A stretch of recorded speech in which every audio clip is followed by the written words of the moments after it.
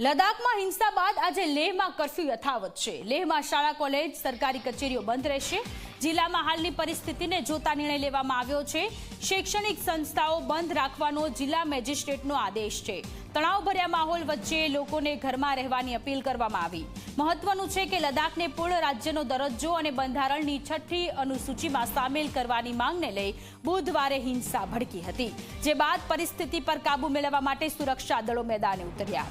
હિંસાની ઘટનામાં 4 લોકોના મોત અને 80થી વધુ લોકો ઘાયલ થયા હતા। સ્થિતિને કાબૂમાં લેવા માટે પ્રશાસને લેહ અને કારગિલમાં કર્ફ્યુ જાહેર કર્યું હતું અને ઇન્ટરનેટની સ્પીડ પણ ઘટાડી દીધી હતી। ઘટનાના 2 દિવસ બાદ હાલ કેન્દ્રશાસિત પ્રદેશમાં તણાવપૂર્ણ શાંતિ જોવા મળી રહી છે। લેહ પોલીસે અત્યાર સુધીમાં 50 લોકોની ધરપકડ કરી છે। લેહ જિલ્લામાં લોકોને ઘરમાં રહેવાની અને શાંતિ જાળવવાની અપીલ પણ કરાઈ। સાથે જ શહેરના સંવેદનશીલ વિસ્તારોમાં પોલીસ અને સીઆરપીએફની ટીમોને તૈનાત કરી દેવાઈ છે।